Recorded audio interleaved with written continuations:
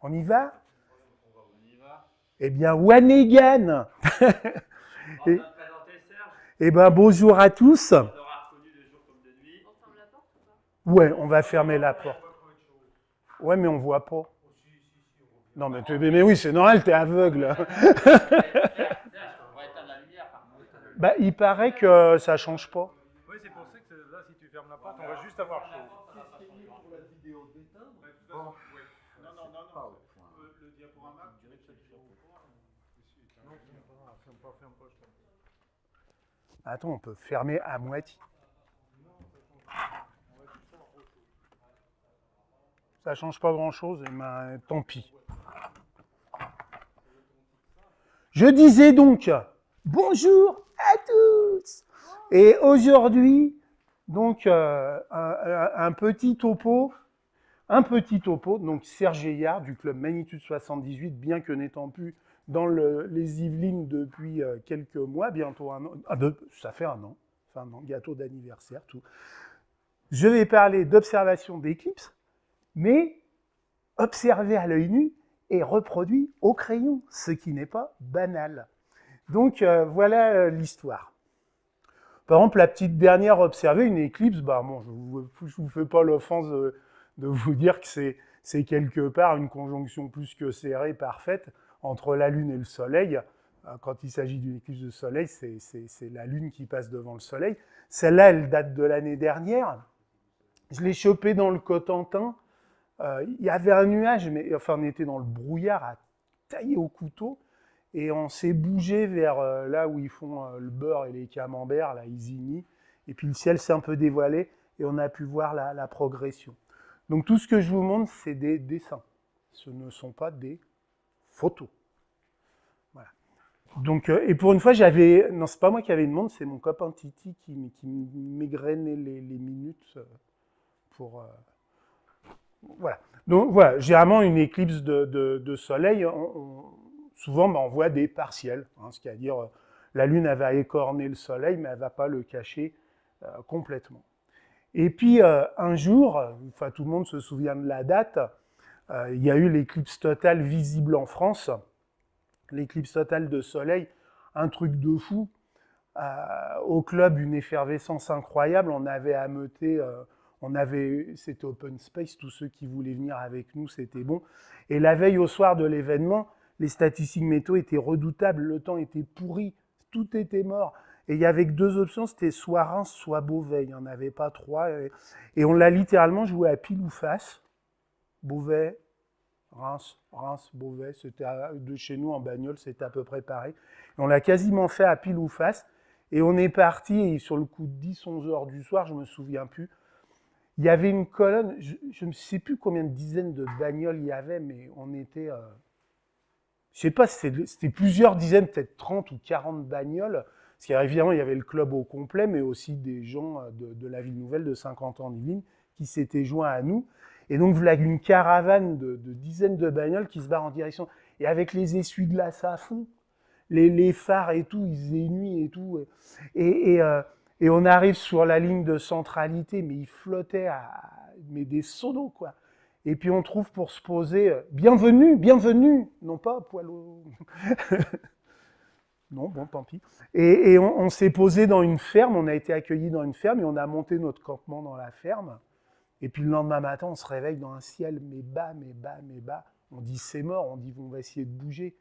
Et il y en a qui commencent à prendre des bagnoles. Et tous les petits chemins, toutes les petites routes alentours étaient complètement saturées de spectateurs qui venaient voir aussi l'éclipse. On est à moins d'une heure de bagnole de Paris. Bref, on était piégés là, on dit on est mort, on ne verra pas l'éclipse. Et puis au loin, on a vu une trouée bleue comme ça. Puis la trouée bleue, elle est venue vers nous, elle s'est élargie. Et pouf, au premier contact, elle nous est tombée dessus. Et donc, on a pu voir l'éclipse dans sa totalité. Et c'était super. Et donc, la moralité de ça, c'est qu'au final de ça, j'ai dit, merde, si j'avais su, je l'aurais dessiné, parce que j'en ai aucun souvenir. Et puis, un truc qui est sûr, on va aller en revoir une autre, parce qu'on ne peut pas, une fois qu'on en a vu, on n'a qu'une envie, c'est d'en remettre une autre. Et de là est née la grande habitude du Club Magnitude 78 d'organiser des voyages un peu partout dans le monde, entre autres pour aller voir des éclipses. Quelque part, l'ADN est un peu là. Alors, de cette éclipse de Beauvais, ben, ça nous a invités à parcourir le monde. Et en fin de compte, c'est assez fou quand on regarde avec le club, et ben, voilà toutes les éclipses qu'on a été observées de par le monde. Et donc, l'occasion de très beaux périples dans des pays incroyables. Hein, et donc, ces périples que nous allons détailler par le menu.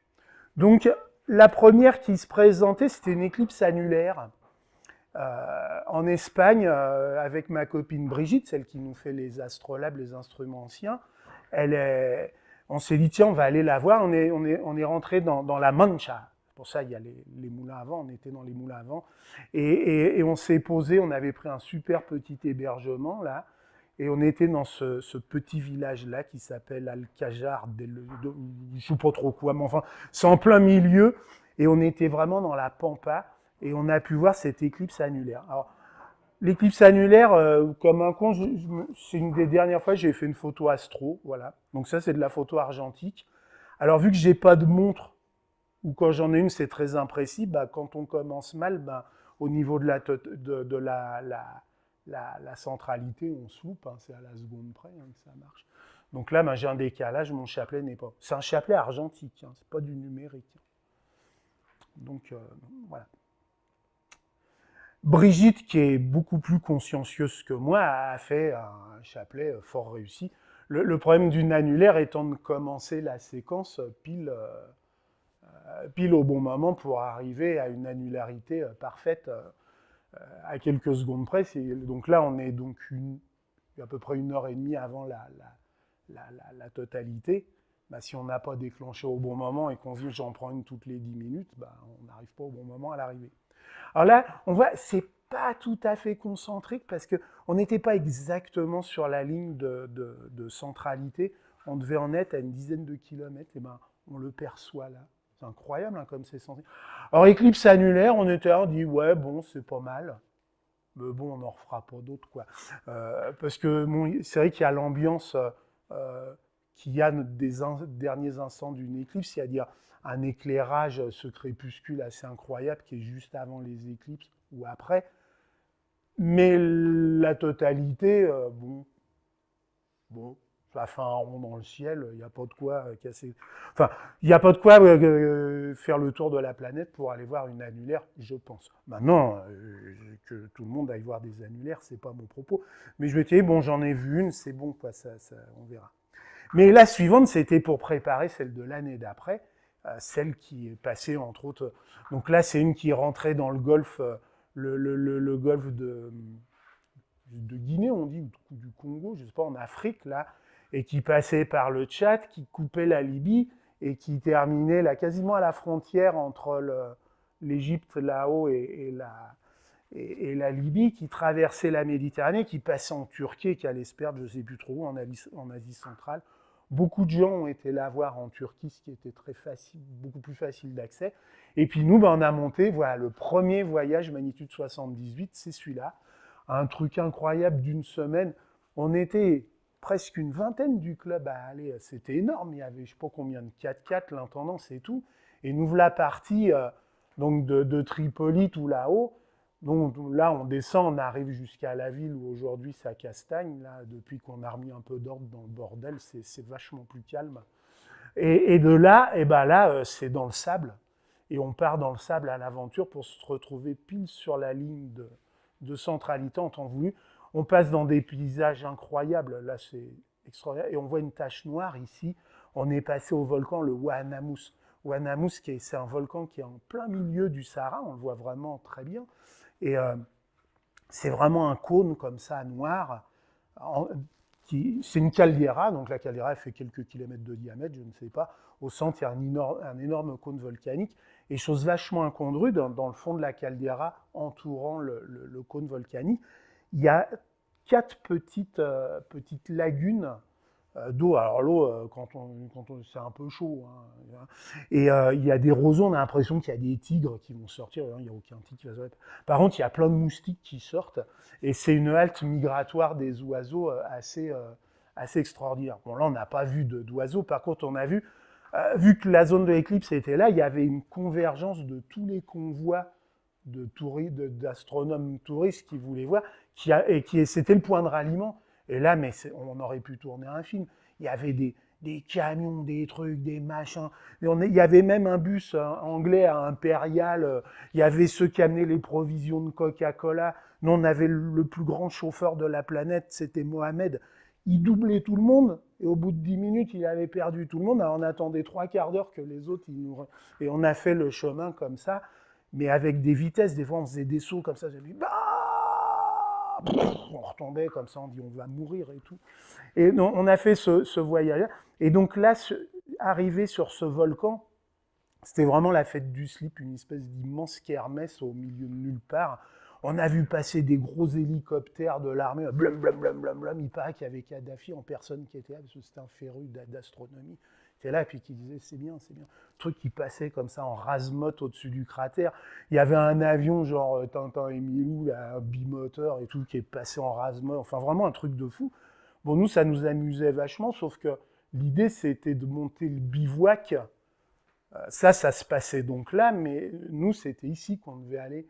Et l'heure passait, et il n'y avait pas beaucoup de velléité de bouger. Et c'est vrai qu'à un moment, on est passé un peu en mode con avec Pierre, là. On a un peu secoué tout ça, on n'est pas venu là pour le volcan. Et donc, notre petite caravane s'est remise en route pour aller sur la ligne de centralité. Donc là, ça a été complètement épique.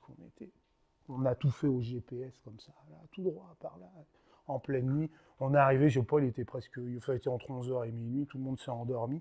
Et le matin, quand on s'est réveillé, on était dans la baie du Mont-Saint-Michel, quoi. Il y a un truc plat comme la main, à perte de vue, à perte d'horizon. C'est vachement rigolo, sauf que pour aller pisser, bon, ça va, mais les dames, et pour aller faire poser la pêche, il n'y a même pas un gravillon pour se cacher, quoi. Donc l'idée, c'était d'aller vers le soleil. Au bout de 500 mètres, on était dans le contre-jour, on ne nous voyait pas, c'était bien. Et donc tout le long de cette ligne de centralité, tous les demi-kilomètres, il y avait un campement qui était posé là. Et on a vu évidemment ces villes, là, les probabilités de beau temps étaient de 100%. Et on a vu notre première grande éclipse de voyage, et ça a été un moment d'une intensité. C'est ça. C'était vraiment un voyage, on s'est coupé en deux, mais on s'est retrouvés juste avant l'éclipse. Suivant la ligne de centralité, ils sont quelque chose dessus. Mais c'est vraiment un moment de grande émotion. Et on a vu cette éclipse qui durait de mémoire dans les 4 minutes, celle-là.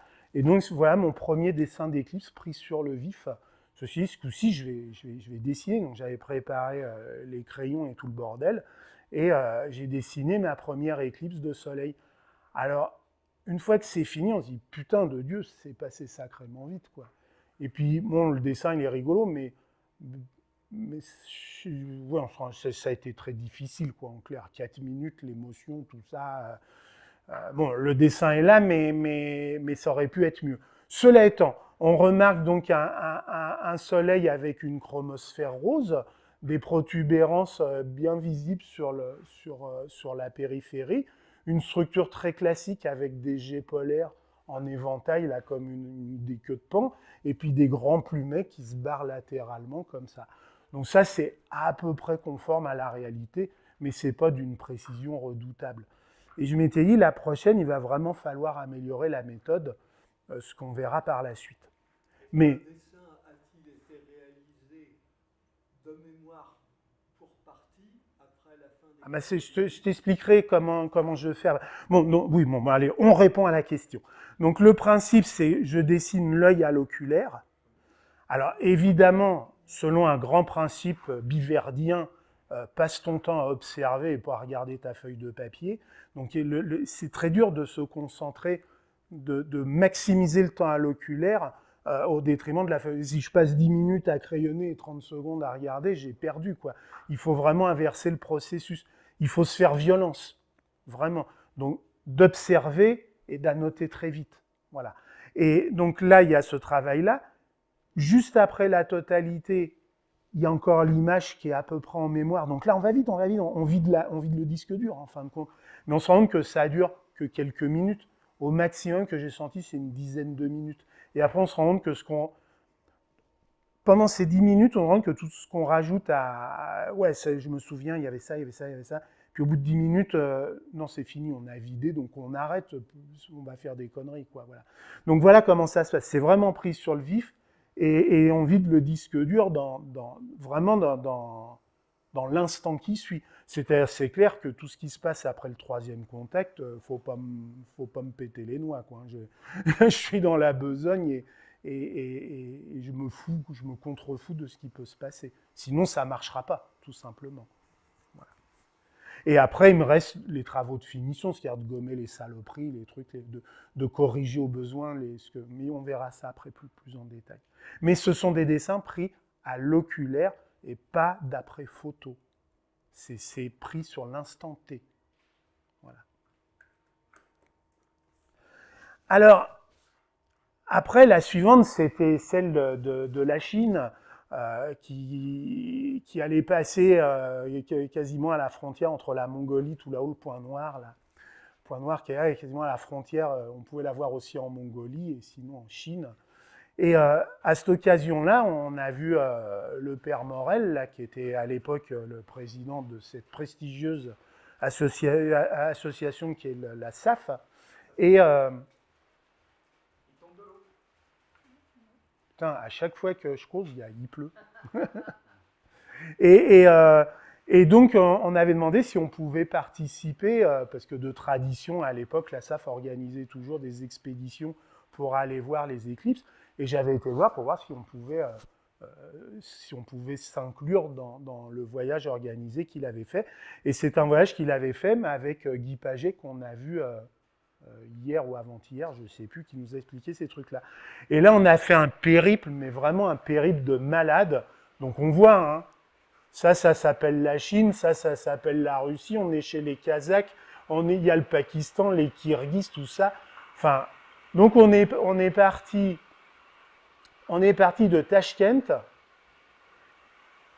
on est passé dans la vallée de Fergana, on est passé chez les Kirghizes, alors là, un monde incroyable, puis pas les Kirghizes, enfin les Kirghizes dans les montagnes, quoi. Et puis on est arrivé en Chine, à l'extrême bout de ce désert géant qui est le Taklamakan. Il paraît que quand on traduit ça, j'ai pris des cours de chinois rien que pour ça, Taklamakan, il paraît que ça se traduit, c'est le désert d'où on ne revient pas. Où on meurt. Ce serait le deuxième plus grand désert du monde après le Sahara. Donc ça se respecte. Hein, voilà. Et donc de là, on a été se balader au pied du Pamir et on a traversé toute la partie nord de ce désert-là, Urumqi, qui est la capitale de cette zone-là. On a été jusqu'à cet endroit-là, qui est incroyable, c'est le début de la Grande Muraille de Chine, qui va jusqu'à quasiment Pékin, hein. Et ben, elle commence là. Et là, aujourd'hui, c'est plus qu'un vestige, c'est qu'un talus, un fossé d'un truc. Alors là, on est vraiment en plein désert, il y a des dunes, il y a des trucs, on a vu des trucs incroyables. Et on a été voir cette éclipse quasiment à la frontière mongole. Et sur la route du retour, on a fini le parcours jusqu'à Bukhara, Samarcande. Enfin, ça a vraiment été un voyage extraordinaire, on s'est marré comme des cons. Et tout, c'était vraiment super. Donc ça a vraiment été un voyage incroyable. Donc voilà, l'Asie centrale, c'est ça, c'est ce monde des coupoles bleues, des mosquées, des médersas. C'est absolument magnifique. Donc là, Samarcande, bon ça, on a tous cette carte postale en mémoire, sauf que là, ben, on y était, hein, les grandes médersas de Samarcande. Cet endroit-là, c'est là où il y avait Ulugh alors je ne suis pas féru d'histoire, hein, mais enfin ce roi ou ce qu'on veut, mais qui était féru de la promotion des sciences et tout le bazar, dont l'astronomie. Et ça, c'est son immense cadran de 90 degrés, un grand cadran qui a permis de dresser un catalogue d'étoiles avec une précision assez remarquable, sachant que les graduations qu'il y a, des graduations en bronze, chaque degré sur la règle, ça fait 70 cm, quoi. Donc le mec, il avait de la précision, hein, quand il relevait son machin, quoi. Tu vois. Donc le demi-degré, la minute, enfin, il travaillait, il pouvait avoir des chiffres assez précis pour l'époque. Alors voilà, ça c'est le pachage chez les Kirghizes. On a dormi dans des urnes. Moi, je me suis chopé une chiasse là-bas, mais un truc de fou. Alors, ils caillaient tout ce qu'ils savaient. Enfin, vraiment une expérience incroyable. On est à plus de 3000 mètres. Il y a un orage, il y a la flotte qui coule. On bouffe des trucs, on ne sait pas ce que c'est. On a soif, alors on demande à boire. On nous amène un broc d'eau. On met dans le verre, mais ça ressemble à de l'eau, sauf que c'est de la vodka, quoi. Donc, l'altitude, le froid, la vodka, les trucs qu'on a mangés, qu'on ne sait pas. Dans les yourtes, il y a des foules avec de la bouse de yak pour faire le feu. Les fumées, on était tous empilés les uns sur les autres. On dormait sous des couvertures en feu de yak. Quand on avait ça dessus, on avait l'impression d'être dans un moule à gaufres. Bref, quand je me suis réveillé, j'avais la tête qui tournait et tout. Mais on était dans un endroit tellement fou que quelques heures après, tout avait disparu et c'était reparti pour l'aventure, quoi. Donc là, voilà, on arrive en Chine. On passe, alors je vous passe les péripéties. Hein. On arrive en Chine dans des paysages quand même assez, grandioses, quoi. Donc là, on est à l'extrémité ouest de la zone ouïghour. Hein, la zone. À savoir que quand on a traversé ça, on était à quelques semaines, 15 jours, je crois, de l'ouverture des Jeux Olympiques de Pékin, et que toutes les villes qu'on est passées, Kashgar, j'ai plus les noms, 3 villes dans lesquelles on est passé, quelques jours après, il y avait des bombes qui pétaient. Hein. Voilà. Donc oui, c'est vrai, on a été fliqués, c'est clair, mais on peut peut-être un tout petit peu le comprendre, quoi. Voilà. Mais ce fut un voyage extrêmement épique. Et on arrive sur le lieu de l'éclipse, donc là, on est dans le désert de Gobi, quoi. Un truc où il n'y a que des pavasses et rien du tout à la ronde. Et à la mode chinoise, ils ont installé le camp officiel d'observation de l'éclipse de soleil. Et donc, un grand camp avec planétarium, coupole de télescope, la garde nationale au garde à vous et tout le bordel. Et c'est là qu'on observera l'éclipse. C'est assez surprenant. Et donc, voilà le groupe de la SAF. Donc, ça représentait 2 autobus. Donc, à grosse louche, ça devait faire entre 60 et 80 personnes, je ne sais pas exactement, qui s'égrenaient tout le long d'un petit coteau, là, vraiment dans la pavasse. Notre bonne chère vieille Hélène, elle s'est chopé un coup de chaud. On a cru qu'elle allait crever, nom de Dieu. Et on passe toute la journée là à attendre. Elle était en fin d'après-midi, je crois vers 7h du soir. Donc on a bien eu le temps de rôtir, quoi, bien le truc, bien s'en prendre plein la gueule. Et puis comme vous le constatez, comme il était après, on voit au loin, il y a une petite chaîne montagneuse là. Donc convection et cumulus, quoi. Et c'était vraiment stressant, ces cumulus, plus la journée avançait, plus il y en avait. C'est chiant, c'est pénible, quoi. Et voilà, là on est à quelques minutes de la totalité. Là, le soleil, il est éclipsé à plus de 90%. On voit, il y a un éclairage. Et on est là, et il y a ce putain de nuage qui est là, qui nous fait chier. Et là, avec Pierre, on prend la décision, et cela n'a que trop duré. Parce qu'on voyait à peu près, je pense, 100 mètres, 1 km de là, le nuage, il est tout petit, et il y avait le soleil de l'autre côté. Et on a pris nos instruments sur l'épaule, un pliant de l'autre, et on a cavalé, mais comme des fous. On est vachement sportifs, arrivé au bout, on était dans la zone rouge. Et on arrive, on déplie le machin, et ce putain de nuage, il nous a suivis. On arrive, pouf, on se le reprend dans la gueule, alors que de là où on était parti, on a entendu « Ouais !» et ils étaient sous le soleil, et nous, on était là. Donc vraiment, des moments de grand abattement. Là, on se dit, mais on est maudit des dieux, je ne sais pas. Et puis, donc on n'y croit plus, c'est foutu. Il n'y a plus le temps de retourner, ça va se passer dans 2-3 minutes, pas plus. Et puis, et paf, comme il est prévu, il faut y croire, la chute de température due à l'arrivée, la chute brutale à l'arrivée vraiment du deuxième contact, fait que ces cumulus, qui sont des phénomènes, ça s'arrête, et les nuages, en quelques secondes, ils disparaissent, comme si on les avait vaporisés. Oh, on se prend la totalité en pleine... Mais vraiment, ça a disparu au deuxième contact. Bon, on se le prend en pleine gueule, le temps de reprendre ses esprits, pouf, on met le pied, on met le machin, et puis j'ai pu crayonner celle-là. Voilà.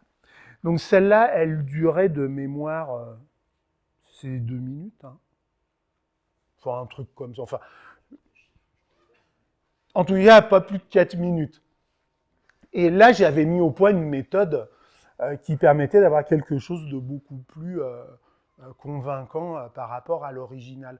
Donc là, elle était vraiment très jolie, voilà, des jets polaires très très affirmés.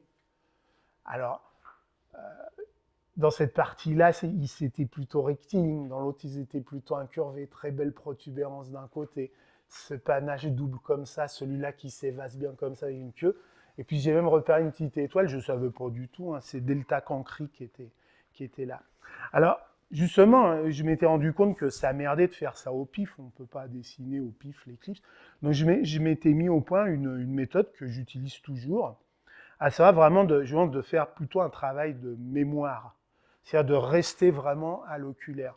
Et donc mon principe, bah, c'est évidemment de tout de suite orienter l'axe nord-sud du Soleil. Et puis vraiment, alors l'éclipse, elle arrive la Lune, elle arrive, je sais plus, elle migre comme ça ou comme ça, je sais plus. Non, comme ça. Hein. Oui, les grandes baillies sont ici et ça sort de ce côté-là.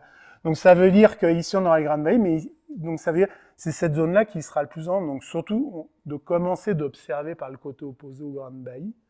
Et au fur et à mesure de l'avancée du phénomène, ici ça va devenir moins visible et c'est ici que ça va devenir plus visible. Cela étant, les quelques minutes d'observation font que l'œil s'accoutume à cette pénombre et on va voir de façon globale de plus en plus étendu. L'œil va gagner en sensibilité. Donc, surtout de se concentrer tout de suite sur la partie à l'opposé de l'entrée de l'éclipse et de vraiment noter les panaches selon un cadran horaire. Et ben là, j'ai 2 panaches, un sur le coup de 3 heures et l'autre sur le coup de 4 heures. Voilà, ils sont larges.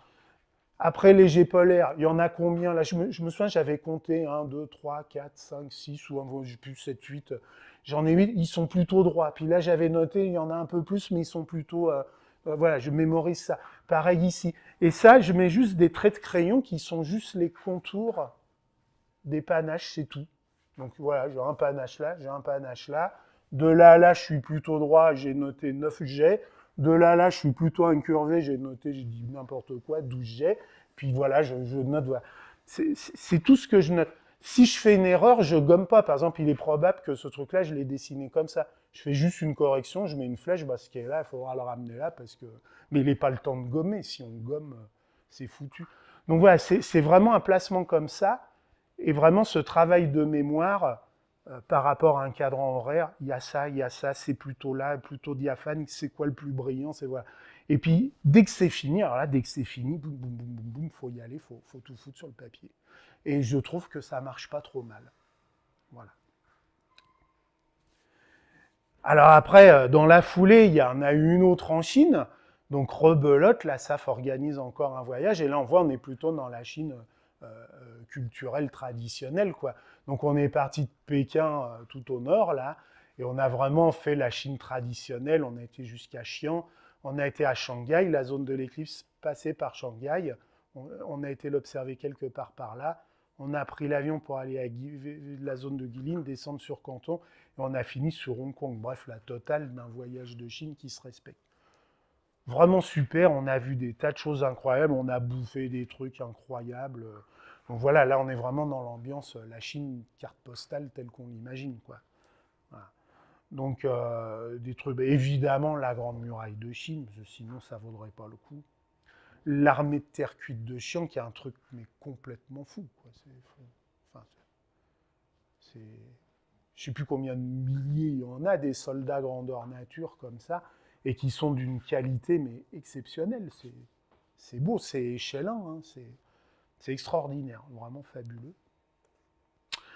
Des installations astronomiques d'il y a quelques siècles.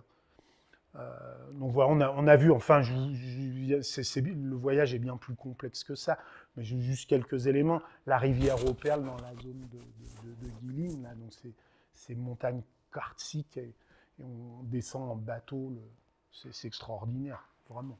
Enfin là, on y est, quoi. Alors des trucs très rigolos, par exemple, on peut manger en guise d'apéritif des scolopendres séchés, des trucs comme ça. Donc ça, c'est des fagots de scolopendres. Voilà. Ou alors des serpents séchés. Alors là, on est dans le grand marché, on est à Canton, et c'est le marché qui fournit les médecines traditionnelles chinoises. Donc c'est une grande halle comme un baltard, quoi. Et alors là-dedans, il y a de tout. Hein. des couilles de rossignol séchées, des trucs, des machins, et des mixeurs pour réduire tout ça en poudre. Et puis avec ça, ça va y aller à fond les ballons. Donc c'est vraiment une grande curiosité, c'est des choses qui nous échappent, quoique. Et puis on a terminé à Hong Kong, cette ville, ce pays complètement incroyable, là. Enfin vraiment un voyage extrêmement surprenant. Et puis donc on l'a observé à Shanghai. À Shanghai, les prévisions météo étaient à chier. Il pleuvait comme vache qui pisse et on avait demandé par notre tour opérateur une latitude de mouvement, comme il l'expliquait hier ou avant-hier, je ne sais pas. Si la météo n'est pas bonne à l'endroit prévu, faut qu'on puisse se sauver pour aller là où c'est meilleur, quoi. Donc c'était prévu, sauf qu'il a fallu que ça se mette en route. Donc on a passé la moitié de la nuit à négocier de mettre en route un autobus.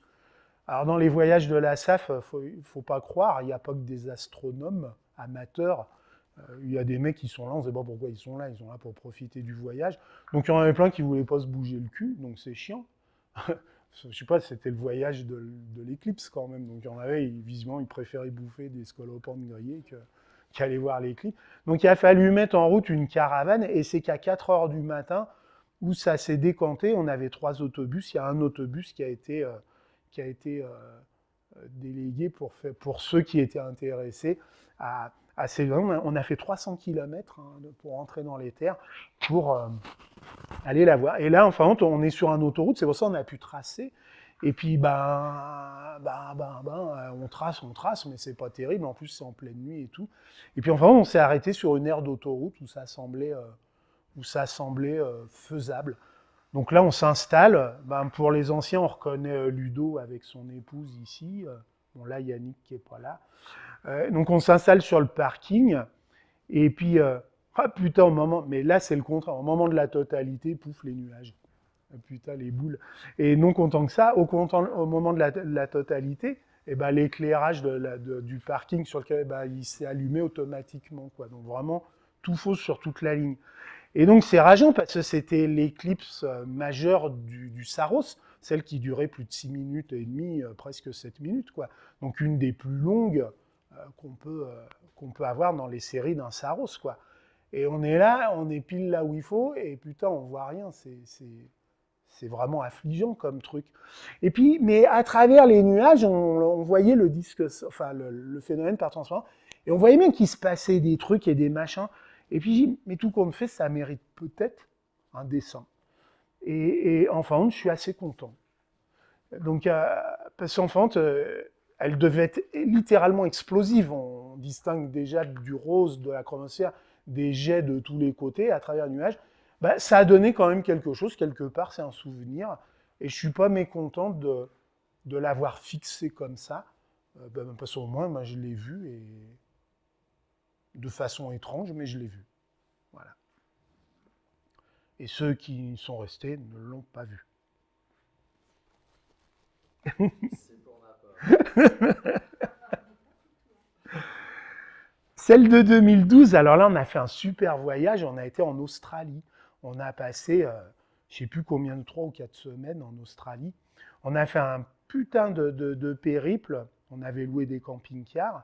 Et on a été de Sydney, donc c'est une ville qui est assez remarquable, qui a beaucoup de centres d'intérêt. Et on est remonté toute la côte est, en musardant de gauche et de droite, jusqu'à la ligne de centralité qui était vraiment au nord, au nord-ouest, dans la péninsule de Cairns, là au-dessus. On a été la choper. Donc on a fait, je ne sais plus combien de milliers de kilomètres de Sydney jusqu'à Cairns, en fin de compte. Et donc ça a donné l'occasion d'un périple assez sympa. Donc évidemment, qui dit Australie dit bestiole pas possible, quoi. C'est vraiment le pays des bestioles, il y a des bestioles partout. Là-bas, c'est très propre, il y a des chiottes publiques. Mais quand on s'assoit, faut prendre des précautions, non pas parce que c'est dégueulasse, mais parce qu'il peut y avoir des habitants, quoi, là-dedans. Donc, et puis des habitants pas sympas, quoi. Donc, non, souviens-toi, les araignées sous la lunette des chiottes. Attends, et puis c'est des genres d'araignées, c'est pas celles qui bouffent les moucherons à la maison, hein, c'est celles, quand ça pince, ça envoie du steak. Donc là, m'envoie un exemplaire de ces trucs. qu'on voit nulle part ailleurs qu'en Australie. Les lézards à collerette, les perroquets rouges, le casoar. Alors, anecdote terrible, là, on s'est fait attaquer par le casoar. L'ornithorynque, anecdote terrible, on s'est pris le chou avec un autochtone. Les koalas perchés dans les arbres, les crocodiles, évidemment, les kangourous, mais plein d'autres bestioles, plein de bestioles. Voilà. Ça nous a donné l'occasion de faire une petite halte touristique à l'observatoire de Sidi Spring, en s'enfonçant un peu dans les terres et en remontant par rapport à Sydney. Donc là, c'est un télescope, on voit un gros casse-grain sur monture fer à cheval. Là, enfin, ça témoigne d'une technique, je sais pas, c'est les années combien, ça, 60, non? Ah ouais? Avec une focale comme ça? Ouais, peut-être. Donc on a visité ça. Et puis là-bas, on a eu l'occasion de rencontrer, l'honneur de rencontrer Mr. McNo en personne, donc le fameux découvreur des comètes, dont plein de comètes portent son nom, et avec l'instrument qui est dans l'observatoire, qui lui permet je crois que c'est un casse-grain, hein, qui lui permet de faire ses plaques pour les découvrir. Donc vachement sympa, il nous a dédicacé une belle photo là, de sa McNo, là, celle qui était complètement explosive là, et tout. Très sympa. Vraiment sympa. Et puis, donc, on arrive sur notre lieu d'éclipse. Alors, normalement, cette éclipse, elle était bien visible sur le littoral. Hein, donc, l'immense majorité des gens se sont rués sur le littoral. Seulement, manque de peau, comme les prévisions météo pouvaient le laisser supposer. Et ben, ça a bourgeonné des nuages sur le littoral. Et puis, ils n'ont pas vu grand-chose, les gens sur le littoral. Et puis, nous, on s'est posé là. On est à quoi? À 100 km en retrait du littoral. C'est l'ami Jean-Marc Leclerc qui nous a trouvé l'emplacement. Il a fait un truc très rigolo. Il a été chercher les images météo sur je ne sais plus combien de décennies, donc de la zone où ça devait se passer. Et en fin de compte, il les a triés en 4 catégories. 0% de nuages, 25% de nuages, 50% de nuages, 75% et 100%. Voilà. Et il a pris ça, mais sur, je ne sais pas combien, plusieurs décennies. Hein. Et sous Photoshop, il a empilé ça, il a empilé tout ça. Et donc, en jouant avec les décennies, eh ben, il s'est rendu compte que tout était blanc, sauf un tout petit endroit comme ça. Il a dit, c'est là qu'il faut aller, parce que ça fait 50 ans qu'on n'a jamais vu un nuage. Et donc, voilà comment ça s'est fait. Et on est à l'endroit qu'il avait, et le fait est, on n'avait aucun nuage. Cependant, c'était une éclipse qui a eu lieu pile au lever du soleil, et il était à craindre que les nuages du littoral qu'on imaginait bien, et bien que cette couche nuageuse, elle monte un peu en altitude, et puis bah, qu'elle nous bouffe le machin. On les distingue un peu, les nuages au loin, là-bas, qui sont sur le littoral. Donc voilà, c'était tout ce qu'on avait. Nous, il n'y avait qu'une seule route qui coupait la ligne de centrale. On se dit, ça va être pris d'assaut comme un truc de fou, quoi. Et enfin, pas tant que ça, on avait pris donc bien trop de précautions, vu qu'on s'était installé là avec les camions 48 heures avant, de peur de se faire griller la place. Et enfin, non, le monde est arrivé très sagement dans la nuit, quasiment, ou la veille au soir. Et on a passé... Hein? Ça a été complet. Bah, là, c'est pendant, et il y a une place ici, hein. Et puis tu aurais pu charger des bagnoles devant, je veux dire. Là, c'est pendant l'éclipse. Donc non, c'est pas si complet que ça. Alors que c'est, je veux dire, des parkings, il y en a un tous les 50 km, hein, donc on ne peut pas dire que c'est comme ça tout le long de la route. Donc une ambiance très australienne, très sympa, bon, je vous passe les détails. Et donc là, ben, on a retrouvé Jean-Marc Leclerc, là, qui avait son gros camion, on a retrouvé 2 copains du club, on s'est retrouvés là, et puis ben, nous qui étions là. Donc on a observé tout ça ensemble. Et ça a donné ça. On est dans l'hémisphère sud, hein, donc ça ne se lève pas dans le même sens que chez nous. Il faut remettre le truc. Et puis on est proche du tropique, on l'a même passé le tropique. Donc oui, la montée, elle est un peu violente dans le ciel. Hein, c'est pas une pente à 45 degrés, hein, ça monte plus raide. Et donc je me suis amusé à faire un chapelet parce qu'elle est vraiment sortie, le soleil au lever du jour est sorti des nuages, ce qu'on voit très bien sur la première séquence là. Une turbulence de fou, hein, on voit, hein, c'est très altéré. Puis au fur et à mesure que ça monte, ça s'atténue un peu, on voit les taches solaires, ça se fait corner. J'ai adoré ce grain de Bailly, vraiment magnifique, on voit la chromosphère, plat, le dernier flash. et poum, on chope la totalité, pareil, 2 minutes. Donc là, on était dans une période de forte activité. Donc, c'est-à-dire les jets polaires nord-sud, il n'y en a plus de trop, ça pète de tous les côtés, d'où ce côté échevelé de cette éclipse. Voilà ce que ça donnait sur la totalité. Alors, cette éclipse-là, pour la première fois, j'ai utilisé, en plus de... Je fais ça à la lunette Svaro, hein, enfin, le lunette terrestre, hein, pas lunette. Et là, j'avais en plus mon 400. Et j'ai fait un quart du temps, ça durait pareil 2 minutes, un quart du temps, non, un peu moins de 30 secondes, je l'ai fait au 400. Et en fin de compte, c'est la zone, j'étais sur ce quart-là, et on voit la différence de perception des détails au 400 que là, quoi. Parce que là, on commence au 400, on voit les phénomènes turbulents, que sinon, on voit pas. Parce que là, quand on dit les jumelles, c'est le meilleur instrument pour observer les éclipses, fume, ce n'est pas vrai du tout. Plus il y a du diamètre, plus on va accéder à des détails, plus on va accéder à des extensions lointaines. Le truc aussi, alors là, on ne le voit pas, hein, c'est un vidéoprojecteur, mais j'ai eu accès à la lumière cendrée de la Lune au 400. Je ne l'ai jamais vu au 250. Donc vraiment, d'avoir du diamètre sur une éclipse solaire, mais c'est un luxe, quoi. Enfin, on est bien loin d'une paire de jumelles. Hein. C'est pour ça, quand je vois dans tous les bouquins une paire de jumelles, mais arrêtez de dire des conneries, quoi, c'est pas vrai. Prenez le plus gros que vous avez, quoi. Il n'y a pas de pétard. Voilà. Mais on voit vraiment la différence de traitement entre juste là 30 secondes d'observation. Bah, on voit bien ce qui s'est passé. La Lune, elle est arrivée, j'ai dû travailler par là, et à la fin, oui, elle est sortie par là, et donc à la fin, j'ai fait ce côté-là, et j'ai pu choper ces mouvements convectifs-là, quoi. Voilà. Donc tu as fait ces 2 dessins coup sur coup. Alors. Comment ça? Ah mais non, j'avais les 2 instruments, j'avais le 400 à ma gauche et la lunette là, et je passais de l'un à l'autre comme ça. Ah ben oui, là non, t'es assis et il faut que les 2 ils soient pile, c'est juste la tête qui bouge. Hein. S'il faut commencer à bouger le tabouret et tout, c'est pas la peine. Hein. Alors évidemment, dans les petits détails, tous les crayons sont en double, parce que si on pète une mine de crayons à ce moment-là, il faut tailler, c'est un peu... Enfin voilà, donc les crayons sont bien doublés, les feuilles de papier, tout est fait, je veux dire, tout va bien se passer. Et surtout, il travaillait l'ergonomie, l'espace de travail. Le crayon, il est là, je ne le cherche pas, il est là, hein, voilà. Et puis tout est là, ça me tombe pile, je ne me bouge pas, c'est pile à là où ça doit être. Voilà. L'ergonomie est importante. Et à comparer avec une photo, ça c'est une photo, c'est pas la tienne d'ailleurs? Non. Non? Bah non. Mais regardez, c'est quand même la zone géante détaillée au T400 là. Bah regardez comparé à la photo, on y est quand même pas trop mal, quoi. Hein. C'est vraiment cette zone-là, là, ici, et ce départ-là. Voilà. Donc voilà, tout ça pour dire qu'un gros machin, mais c'est un vieux proverbe chinois hein, qui dit qu'un gros machin, c'est mieux qu'un petit.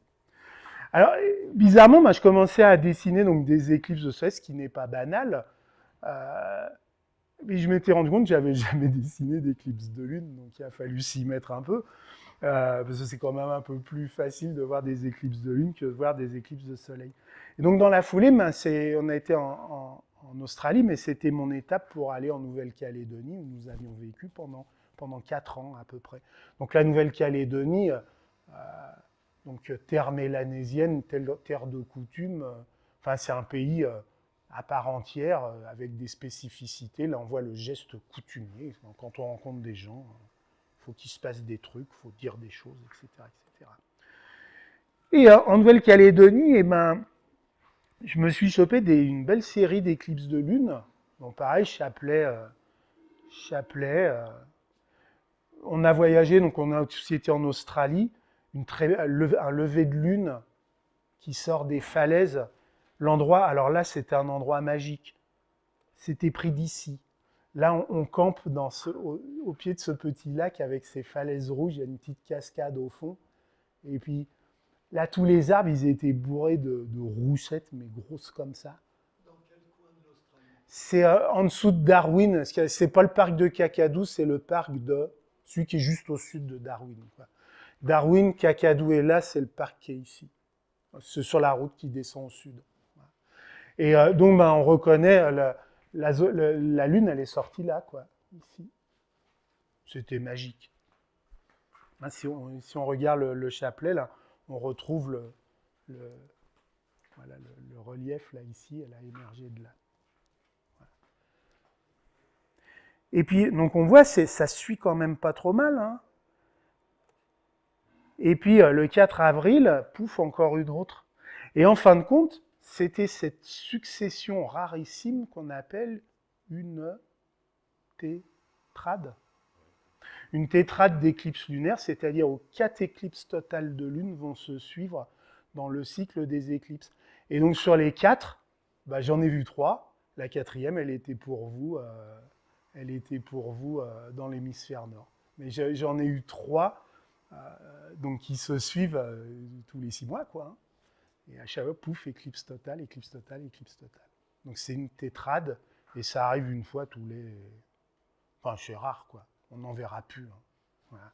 Voilà. Donc voilà, j'ai fait 3 sur les 4 de la tétrade. Donc c'est toujours des spectacles très jolis, hein, la projection de l'ombre de la Terre sur la Lune, et avec les effets de rougeoiement qui sont dus tout simplement, faut imaginer quand on est sur la Lune et qu'on verrait une éclipse de soleil par la Terre, ah oui, sauf qu'on verrait tous les couchers de soleil sur le limbe de la Terre, parce qu'il y a les couchers de soleil, il y en a qui sont rouges, d'autres qui sont oranges, et c'est cet éclairage de tous les couchers de soleil qu'on verrait de la Lune qui éclaire et qui donne cette couleur donc de coucher de soleil dont on ne peut absolument pas prédire la teinte exacte, vu que c'est la somme de tous les couchers de soleil du limbe de la Terre vu de la Lune. Alors le Soleil, il y en a eu d'autres, celle de 2017 en Amérique. Donc 2017. Est-ce qu'on va aller voir ça? Parce que alors là, on pouvait la voir, vu que ça traversait l'Amérique d'est en ouest, d'ouest en est, et avec l'embarras du choix. Donc là, le mieux, c'est de regarder les statistiques météo. Donc cette courbe, c'est ce que ça montre. Ici, on est à l'ouest, et puis on a les différentes villes. Hein. Là, on rentre, là, il y a le Pacifique. Voilà, Madras, Mitchell, Popopom, enfin c'est des noms, Casper, et puis là on arrive jusqu'à l'Atlantique. Et enfin, les courbes montrent, selon que c'est le matin ou l'après-midi, c'est les probabilités. On est en probabilité, on n'est pas en prévision, on est en probabilité de statistiques de couverture nuageuse. Bon, pour aller voir une éclipse, le mieux c'est de prendre là où la statistique est la plus favorable. Et puis, il faut aussi qu'elle soit accessible. C'est ce que nous montrait Guy Paget. Même si l'endroit est super, si c'est au milieu de l'océan, au milieu du pôle Nord, on n'ira jamais la voir. Donc, il faut trouver le meilleur compromis entre les statistiques météo et l'accessibilité. Donc là, il n'y a pas besoin d'être grand clair en regardant cette courbe-là, que le meilleur point, il se situe là. Donc, ce sera l'État de l'Oregon. Et après, il faut traiter le problème de l'accessibilité. Et donc, quand on regarde la ligne de centralité, donc l'Oregon était là, on voit qu'il y a une petite route qui est ici, ça va être assez pratique, on va aller vers Mitchell, et surtout, il se trouve que l'éclipse, elle avait lieu au même moment que se déroule la fameuse Star Party de l'Oregon, qui est la Star Party majeure des États-Unis. Les Américains, ils font des trucs toujours terribles, mais on s'est dit, tiens, c'est l'occasion d'aller voir de visu ce que font les Américains. Voilà. Donc on était dans ce genre de paysage-là, c'est les Painting Hills, les collines colorées, et on était à quelques dizaines de kilomètres un peu plus au sud, donc à la Star Party de l'Oregon. Donc voilà à quoi ça ressemble, c'est un immense plateau rocailleux au milieu de forêts de sapins, les forêts de sapins qui brûlent régulièrement. Et ça ressemble donc il y a beaucoup d'espace, il y a des gros machins. Donc le plus gros de toute la manifestation, c'était celui-ci. Il y a beaucoup de bel ouvrage. C'est incontestablement et beaux travaux d'ébénisterie. Ici, on n'a jamais vu un truc comme ça. Ouais, donc il y a plein de trucs comme ça. Alors, c'est vachement beau. Et bizarrement, quand on commence à tripoter un peu tout ça, c'est un peu à la mort moelleux, quoi. C'est un peu branlant. Et puis, le pire que tout, c'est quand on se pointe à l'oculaire de ça, en clair, c'est pas la peine qu'ils ramènent leur grande gueule tant que ça, quoi, parce que c'est pas terrible du tout, quoi. Et il y en avait pas un pour relever l'autre là-dedans. par exemple, ce gros télescope, on y est resté quand même 2 ou 3 nuits là-bas.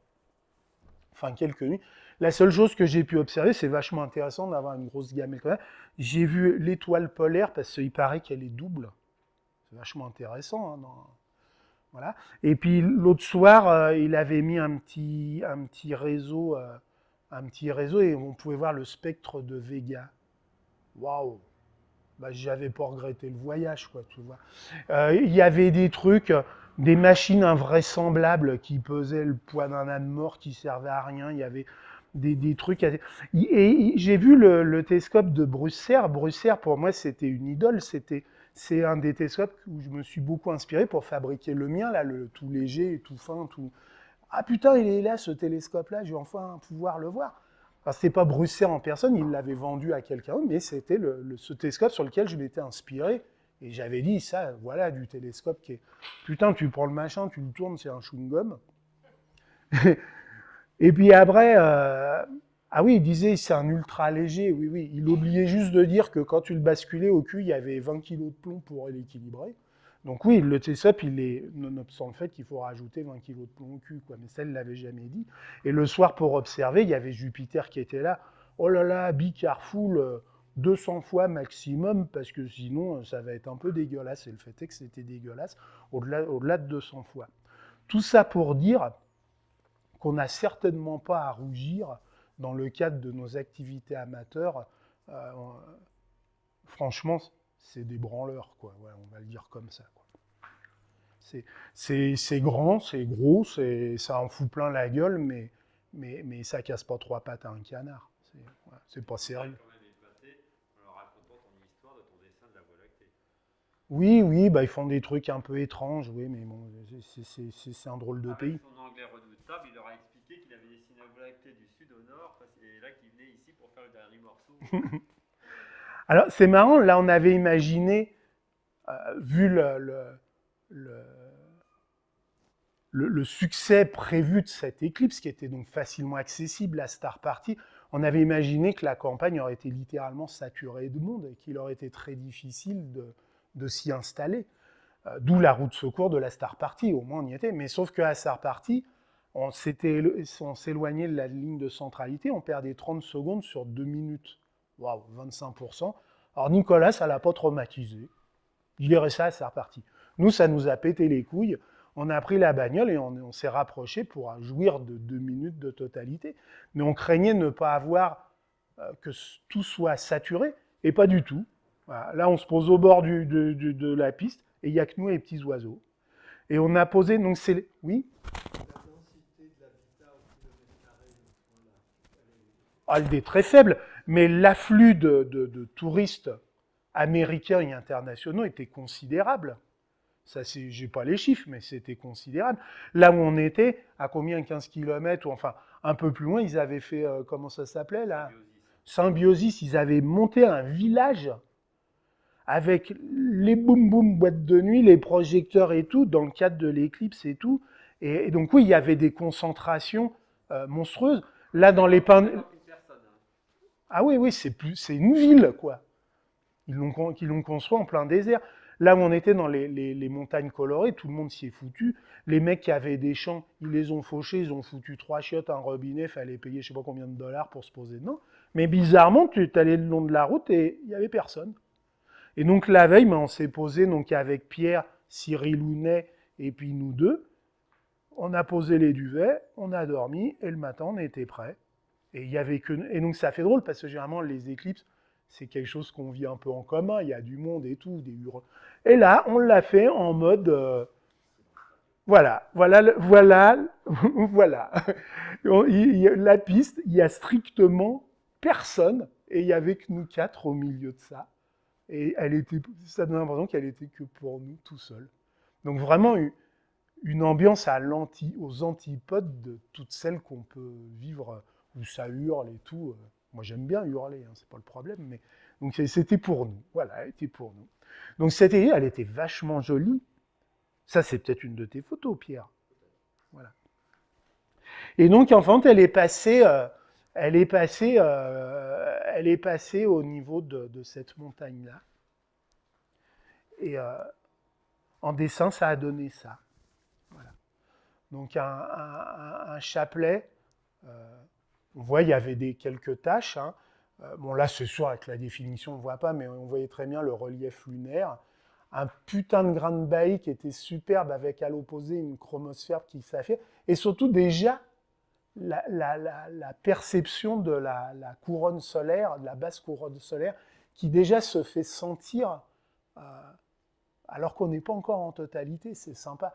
Et quand elle arrive, bon, alors moi, elle me faisait vraiment penser au renard du Petit Prince, là, avec deux oreilles et un bec comme ça. Elle était vraiment... Et du coup, de la couronne solaire, justement, c'est là qu'il y avait Steve O'Meara qui nous expliquait qu'il fallait penser parfois à cacher le soleil avant la totalité ou après la totalité. Et dans certains cas, il y en a même, je ne sais pas trop où en France, qui ont réussi à voir la couronne solaire jusqu'à plusieurs minutes après ou avant la totalité. Effectivement, je l'avais caché et 3 minutes après, on voyait encore un peu la couronne solaire.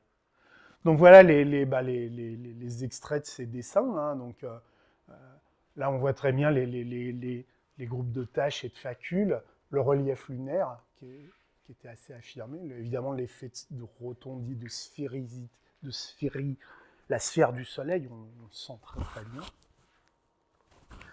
Donc le grain de Bailly, là, que vraiment, ça c'était magnifique. Vraiment, vraiment magnifique. Et la totalité qui était vraiment grandiose. Alors, ce coup-ci, je m'étais fait... normalement, on dit, si on veut bien l'avoir en visuel, il faudrait déjà se mettre en vision nocturne au préalable. Mais il faut être con, parce que l'approche du deuxième contact, il est tellement intense, il y a tellement de choses à voir. Le paysage, l'éclairage qui change, les ombres volantes, l'excitation de voir se croire. C'est dommage de ne pas vivre ce spectacle-là pendant 10 minutes. Alors, je m'étais fait des lunettes d'esquimau, donc vraiment des lunettes à coque comme ça, et avec juste une toute petite fente, donc déjà des lunettes de soleil bien filtrées, mais pour avoir vraiment le minimum, j'avais fait comme les esquimaux, juste une petite fente, et comme ça, j'avais, alors c'est sûr, c'est pas facile à voir, mais au moins j'ai pu avoir au moins une vision déjà préparée. J'étais pas complètement ébloui, quoi. Et donc, quand est arrivée la totalité, je pense que j'ai mieux joui rapidement des fines lumières de la couronne. Voilà. Donc ça aussi, j'avais trouvé c'était une bonne astuce, quoi. Se fabriquer des trucs qui évitent de se péter les yeux, quoi. Il y en a eu d'autres. Celle de 2019, donc là on se rapproche, une belle éclipse qui passe dans le Pacifique et qui va couper Chili et Argentine et terminer quasiment à Buenos Aires au coucher du soleil. Donc là aussi, on la joue météo, hein. Donc on voit, ça vient du Pacifique. Bon, là, c'est pas terrible. On arrive dans la cordillère des Andes, là, ça devient assez sympathique. On passe la ligne de crête, c'est pas terrible. Et puis là, tout à coup, ça tombe. Et puis ça va redevenir caca jusqu'à Buenos Aires. Donc là, on va la jouer à la façon argentine, là où c'est le mieux. Donc on est juste de l'autre côté de la frontière chilienne. Et puis il y a une petite piste, Bella Vista, c'est là qu'on va se poser. Et là, on était vraiment, il y avait que nous et les petits oiseaux. On a fait un périple extraordinaire dans la Puna argentine. Donc là, j'ai pas d'image vu que j'ai fait un film de ça. Hein. Donc tout ce périple dans la cordillère des Andes, ces bivouacs à près de 4000 mètres d'altitude, ces incursions à 5000, ces paysages incroyables, ces temples incas, ces trucs et ces machins. Et pareil, quand on est arrivé sur site, il y avait un lieu officiel d'observation, mais qui n'était vraiment pas pris d'assaut. Et nous, on était à quelques kilomètres de là. Il n'y avait vraiment que nous et les petits oiseaux, à quelques kilomètres de la frontière chilienne.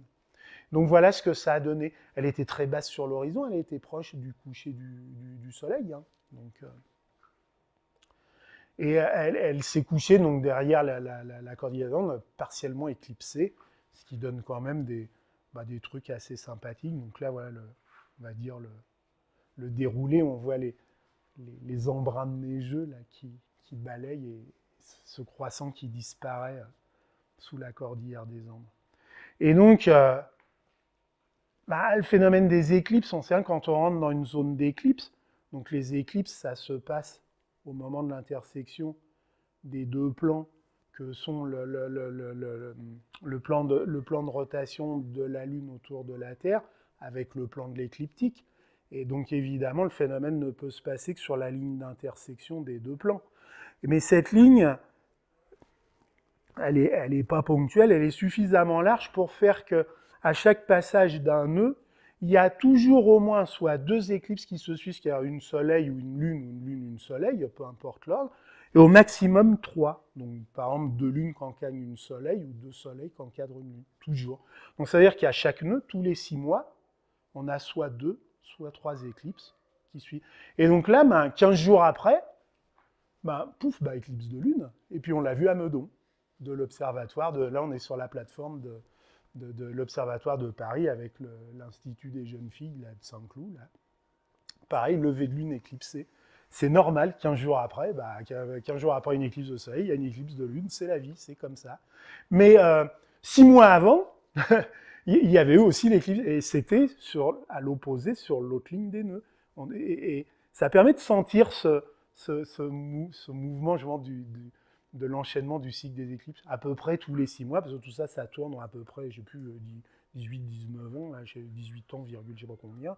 Mais donc, tous les 6 mois, il se passe au moins soit 2 à 3 éclipses. Voilà. Donc, on est dans ce cycle. Voilà. Et c'est sympa de le sentir.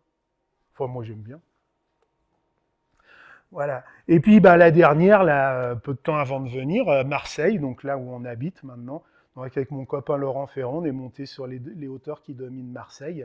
Et puis, au lever du soleil, donc au coucher de lune, et cette lune qui, plus ça va se coucher, plus ça va passer en totalité.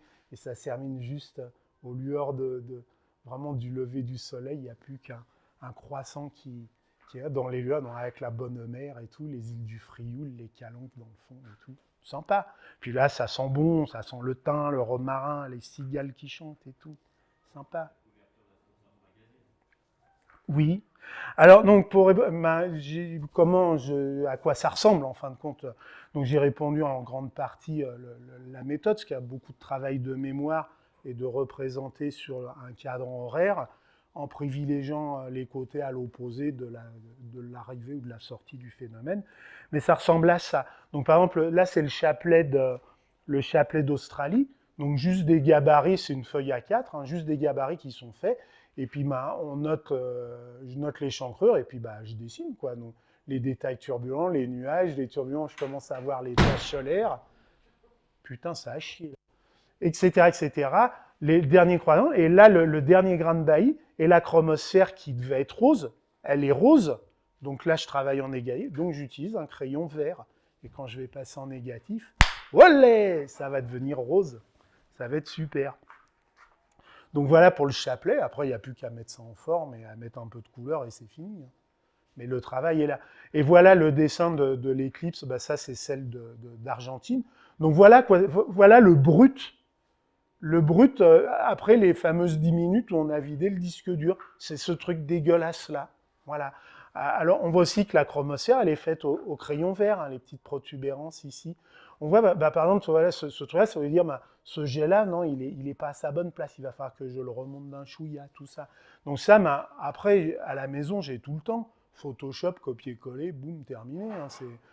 Mais le dessin, il est fait. Voilà. Voilà à quoi ça ressemble. Donc c'est un peu crapoteux, on est d'accord. Il suffit de faire un peu le ménage. Donc là, déjà, on le passe en négatif. Donc là, vraiment le brut de décoffrage. On le passe en négatif. Et puis on y met un peu la couleur, pof, et puis après on équilibre un peu le tout, puis voilà. Donc voilà les étapes. Mais donc je suis pas du tout dans les traitements HDR et tout, c'est vraiment du cosmétique, de la mise en couleur et de l'équilibrage. C'est pas. Voilà. Le paysage, voilà le paysage que vous avez vu d'Argentine où le croissant va disparaître. Donc on a le gabarit pour avoir la taille, et puis après, j'ai plus qu'à mettre les différentes faces du croissant, et ça va y aller, quoi. Donc voilà quelques minutes après l'observation, voilà ce que j'ai. C'est mes négatifs, c'est mes bruts. Voilà.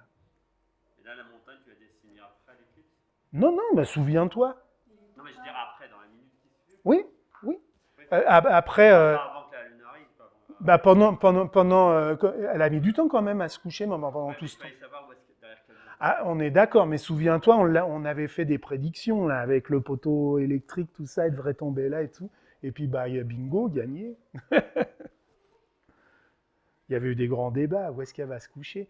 Les éclipses de lune, bah, ça commence toujours par ce travail préparatoire, généralement que je fais la veille ou quelques heures avant, bah, d'un dessin de pleine lune, qui est toujours un exercice, bah, il n'est pas si simple que ça à faire, hein, mine de rien. Donc, le dessin de pleine lune d'humain, je ne peux pas utiliser celui de la veille, parce qu'avec les librations, ça n'a pas toujours la même tronche. Hein. L'aspect des mers peut varier du tout au tout. Hein. Donc c'est un dessin qui est fait soit la veille, soit quelques heures avant le phénomène. Là, c'est quelques heures avant le phénomène. Et puis après, ben, c'est juste des gabarits où je place juste par grisé, on le voit mieux ici, l'emplacement des mers. Là, on reconnaît là, le Aristaque et le golfe des Iris, là, ici. Donc je place juste vraiment très vite fait quand même. Et puis c'est souvent un travail de couleur, où là, avec les crayons de couleur, je vais chercher le rendu le plus fidèle possible. Je ne cherche pas à saturer, parce que c'est facile. Après, sous Photoshop, c'est très facile à saturer, désaturer. C'est juste d'avoir vraiment la teinte, d'être le plus proche de la teinte exacte que je perçois, ce que les photos ont terriblement de mal à rendre, d'ailleurs. Par exemple, ce que j'aime bien, c'est noter, par exemple, ces nuances de bleu-vert qui apparaissent ici. Il n'y a pas que du rouge, quoi. Oui, il y a du temps, ouais. Et puis, ben, donc, au final, ben, quand on mixe le fond de la pleine lune en recalant avec les informations colorées, et ben, ça donne donc ces choses-là. Et voilà.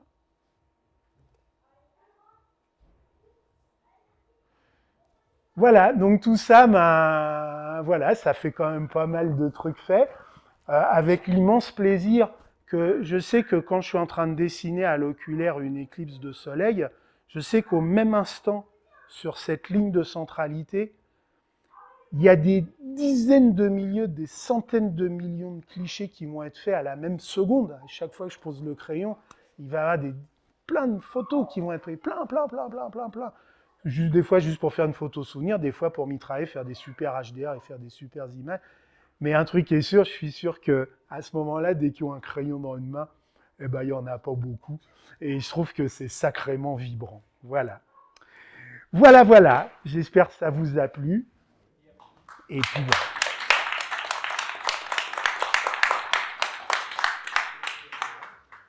Question? No question. Une petite, oui. Les reliefs de la Lune. Le premier dessin que tu as montré, donc c'était celle de. Oui, parce qu'il y a eu une éclipse peu après la fin du confinement. Non, c'était une éclipse de soleil partielle. Et il y a des endroits, des dessins où ton relief de la Lune est extrêmement marqué. Ah oui, exacerbé, oui. Ouais. C'est du dessin, hein, c'est pas. C'est une évocation d'une observation. Ça se veut pas précis au millimètre. Et plus je m'approche de la précision, ben plus je suis content. Mais ça, bah, tu vois, comme quand j'ai mis le comparatif avec la photo, on voit bien que ça parle de la même chose. Après, si on regarde dans le détail, ben oui, là c'était un peu plus là c'est. Mais on a vu aussi qu'avec le 400, ah bien, c'est voilà. Mais évidemment qu'il n'y a aucune prétention à être un clone. C'est impossible. C'est une évocation. Souvent, c'est ce que je dis. C'est de la peinture. Je dessine le pré qu'il y a là avec les cailloux. Pas dessiner les cailloux un par un. J'évoque un talus caillouteux et j'évoque une prairie où je vois un brin d'herbe qui barre là, donc là, voilà. C'est fait comme ça. Maintenant, le brin d'herbe, hein, d'accord.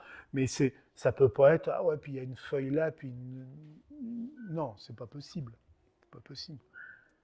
Donc, ce n'est que du dessin. Donc, là, je parle plus d'évocation que de. Et donc, évocation et interprétation aussi. Hein.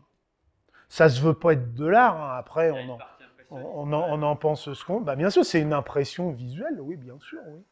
Puis après, il y a le rendu, je le rends quand même. C'est vrai qu'avec Photoshop, ça permet quand même d'agrémenter la sauce, quoi, de rien que de coloriser, de jouer.